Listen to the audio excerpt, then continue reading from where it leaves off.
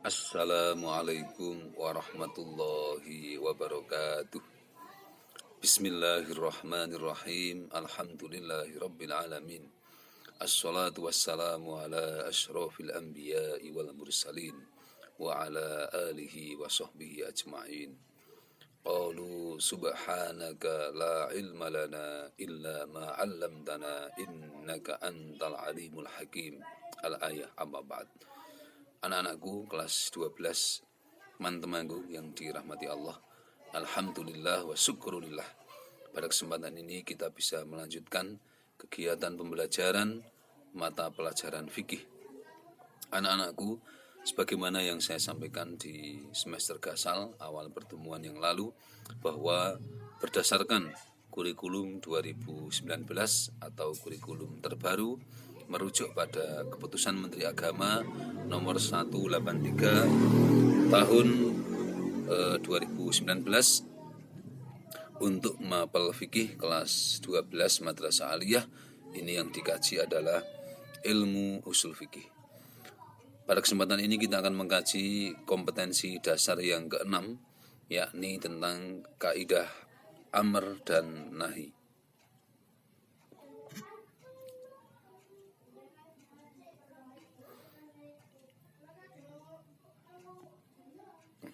Anak-anakku, langsung saja bahwa untuk mengkaji hukum Islam yang sumber utamanya adalah Al-Quran dan hadis, sebagai sumber utamanya terutama adalah Al-Quran, bahwa Al-Quran ini masih bersifat mujmal atau garis besar, maka perlu kajian yang mendalam, diantaranya dari segi kebahasaan, juga kajian yang mendalam dari segi maqasidus syariah atau tujuan dari hukum-hukum dari Allah itu sendiri. Dari segi kebahasaan ada dua hal yang menjadi pokok dalam nas Al-Quran atau hukum Allah. Yang pertama adalah tentang perintah, yang kedua tentang larangan. Perintah dikenal dengan amr dan larangan dikenal dengan nahi. Karena cukup luas, maka dalam pembelajaran ini kita setidaknya akan mengkaji dari 3 aspek dari kaidah amr dan nahi, yakni aspek pengertian atau definisi, yang kedua aspek bentuk sigot atau lafaz, dan yang ketiga aspek kaidah. Anak-anakku, kita masuk yang pertama untuk pengertian amr. Para ahli usul fikih menyebutkan bahwa amr adalah pengertian secara bahasa adalah tolabul fi'li minal a'la ilal adna, tuntutan melakukan pekerjaan dari yang lebih tinggi kepada yang lebih rendah kedudukannya. Di sini yang dimaksud yang lebih tinggi kedudukannya adalah Allah Subhanahu wa taala, dan yang lebih rendah kedudukannya adalah manusia yang sudah mukallaf atau sudah dikenai hukum Islam. Jadi amar itu adalah perintah Allah yang harus dilakukan oleh mukallaf untuk mengerjakannya. Dan perintah Allah tersebut terdapat dalam Al-Quran dan hadis. Itu dari segi definisi baik secara bahasa maupun secara istilah. Anak-anakku, berikutnya kita akan mengkaji dari bentuk sigot. Bentuk sigot amar terbagi menjadi beberapa. Di antaranya fi'il amr berupa fi'il amr, sebagaimana contoh dalam Al-Quran surah Al-Baqarah ayat 43 yang sudah masyhur, wa aqimus sholata wa atuz zakata warka'u ma'ar raki'in. Di sini ada 3 fi'il amr, wa aqimu, wa atu, dan warka'u. Karena ini sudah langsung diperintahkan, maka sholat, kemudian zakat, dan rukuk beserta orang-orang yang rukuk atau menjalankan ibadah sholat, ini adalah merupakan kewajiban bagi umat Islam.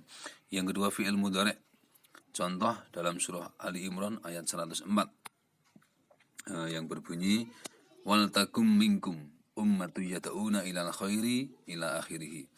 Ini kalimat atau kata wal takun yang bermakna dan hendaklah di antara kamu sekalian. Nah, ini seolah-olah di sini enggak ada perintah, tapi ini fi'il mudhari' yang mengandung perintah.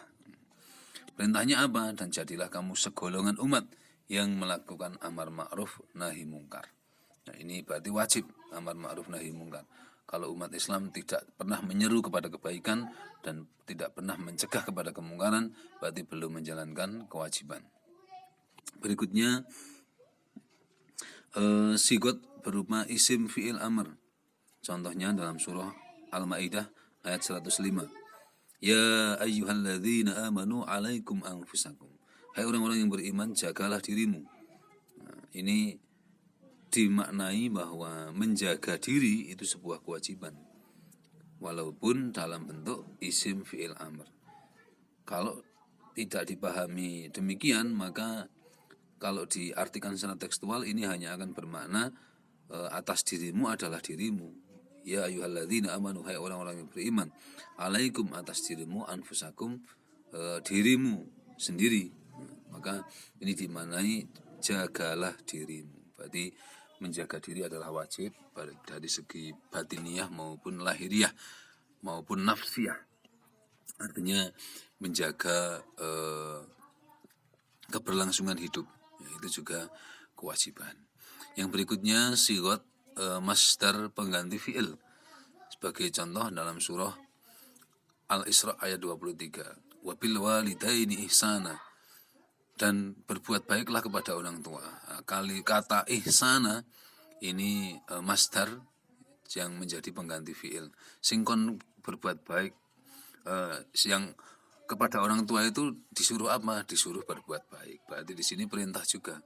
Maka hukum berbuat baik kepada orang tua atau birrul walidain adalah wajib. Berikutnya kalam khobar. Kalam khobar, sigot berupa kalam khobar, seolah-olah sebuah berita, tapi juga menjadi kewajiban. Sebagai contoh, dalam surah Al-Baqarah ayat 228, Allah berfirman, wal mutallaqatu yatarabbasna bi anfusihinna thalathata quru. Wanita yang ditalak hendaklah menahan diri atau menunggu 3 kali quru. Ya, akhirnya dalam ilmu fikih ini dikenal dengan hukum iddah, masa iddah bagi wanita yang ditinggal suami, baik ditinggal mati maupun bercerai. Ini menjadi hukum. Ini dasarnya ini.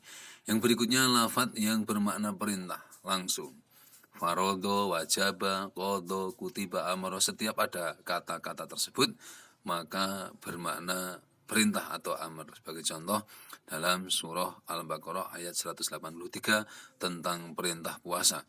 Allah menggunakan kalimat atau kata kutiba. Ya ayyuhalladzina amanu kutiba alaikumusiyam. Hai orang-orang yang beriman, diwajibkan. Walaupun kalau secara tekstual ini berarti dituliskan. Kutiba, ditulis. Alaikum yang atas sira siyamu poso. Berarti ini bermakna perintah puasa. Itu dari segi sigot. Berikutnya dari segi kaidah amar. Kaidah amar yaitu ketentuan-ketentuan yang dipakai oleh para mujtahid dalam mengistimbatkan hukum. Ketika jadi fikih itu adalah produk hukum. Nah, untuk menjadi produk hukum itu dibutuhkan ilmu usul fikih. Nah, usul fikih di dalamnya memuat kaidah-kaidah. Jadi fikih tidak tiba-tiba muncul. Nah, kita lihat untuk kaidah amar yang pertama, al-aslu fil amri lil wujubi. Pada dasarnya amar atau perintah itu menunjukkan kepada wajib pada dasarnya. Tapi dalam setelah didalami, dikaji secara mendalam, tidak semua bermakna wajib. Nah, ini saya sampaikan beberapa biar waktunya cukup. Nah, di antaranya yang pertama tidak wajib tapi menjadi sunnah atau nadab, anjuran. Contoh dalam surah An-Nur ayat 33. Fakatibuhum in alimtum fihim khaira. Hendaklah kamu buat perjanjian dengan mereka jika kamu mengetahui ada kebaikan pada mereka. Kalau akan berjanji dengan seseorang atau dengan kelompok tertentu, itu kita harus mencermati dulu dia itu amanah atau tidak dalam memegang janji. Nah, kalau dia kira-kira amanah ya silahkan, disunahkan untuk membuat membuat perjanjian kerjasama dalam berbagai hal. Itu sekedar anjuran, tidak harus selalu membuat perjanjian dengan setiap orang. Yang kedua, al-irsyad, artinya membimbing atau memberi petunjuk. Sebagaimana contoh dalam surah Al-Baqarah ayat 282. Allah berfirman, "Ya ayyuhalladzina amanu idza tadayantum bidainin ila ajalin musamma faktubuh." Hai orang-orang yang beriman, apabila kamu bermuamalah tidak secara tunai, hendaklah kamu menuliskannya jika kamu mengetahui ada kebaikan kepada mereka. Artinya kalau mau bermuamalah, bertransaksi, bisnis itu Allah membimbing kepada kita untuk ditulis. Ini hampir sama antara nadab dan irsyad. Perbedaannya di mana? Bentuk irsyad, kalau nadab itu diharapkan mendapatkan pahala di akhirat. Kesunahan yang Allah menjanjikan pahala di akhirat. Kalau tidak dilaksanakan tidak berdosa. Sedangkan irsyad adalah untuk kemaslahatan dunia bagi yang bersangkutan. Kalau bermuamalah terus dicatat, nanti kalau ada sesuatu di kemudian hari, maka kita sudah punya kekuatan dasar hukum sebagai bukti-bukti ketika menghadapi persoalan tersebut. Berikutnya ibahah boleh. Contoh dalam surah Al-Baqarah ayat 187. Wa kulu wasrabu hatta yatabayyana lakumul khaytul abyadu minal khaytil aswadi minal fajr. Ini tentang berbuka puasa. Di sini ulama menyimpulkan bahwa berbuka itu hukumnya boleh, orang wajib. Dan ketika sudah masuk waktu buka di sore hari, fajar sudah tenggelam, ini maka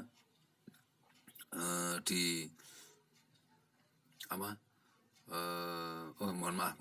Ini ketika fajar sudah muncul ya. Ketika fajar sudah muncul, artinya sering disebut fajar sotik itu ya, di pagi hari,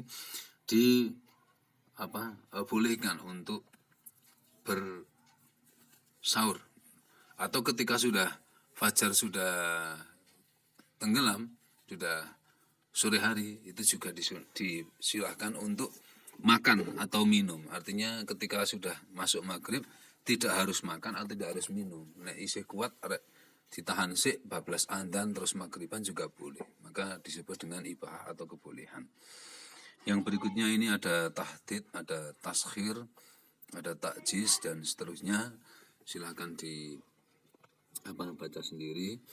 Artinya bahwa dalam Al-Quran, kata-kata yang seolah-olah itu berupa perintah tidak selalu perintah sepenuhnya ya. Bisa jadi itu adalah sebuah ancaman. Misalnya di sini tahdid ya. A'malu ma syi'tum. Wah, ini seolah-olah Gusti Allah memberikan kesempatan kepada kita untuk sakarpe. Berbuatlah apa yang kamu kehendaki. A'malu ma syi'tum. Nah, ini kalau dipahami secara tekstual berarti wah, kita ini bebas melakukan apa saja. Allah sudah berfirman, a'malu ma syi'tum. Wah, ini bahaya. Ini semacam ancaman. Nek kowe kok ora iso diatur ya kono sak karepmu. Sebagai contoh, guru terhadap siswa sudah memberi kesempatan untuk remedi, untuk perbaikan, untuk mengumpulkan tugas yang belum lengkap. Sudah dikasih deadline waktu, tapi tidak segera mengumpulkan.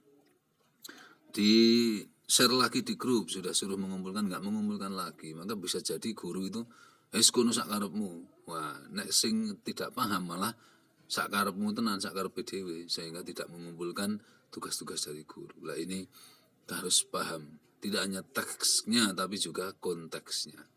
Anak-anakku ini masih ada beberapa, ada taskhir, ada ta'jiz, ada taswiyah, ada takdzib, talhif, takwin, dan tafwid, imtinan, ikram, dan doa. Wah, ini masih ada banyak ya. Ya, saya sampaikan yang terakhir ya. Nanti yang lain dibaca-baca sendiri biar waktunya efisien. Yang terakhir amr itu bisa menjadi berarti doa, berarti permohonan, bukan perintah. Sebagaimana Allah berfirman dalam Al-Baqarah ayat 201. Bismillahirrahmanirrahim. Wa minhum may yaqulu rabbana atina fid dunya hasanatan wa fil akhirati hasanatan wa qina adzabannar. Di sini ada kata atina, berilah kami. Ini bukan perintah kita kepada Allah. Kita enggak layak, tidak pantas untuk memerintahkan kepada Allah karena kita derajatnya sangat rendah di hadapan Allah.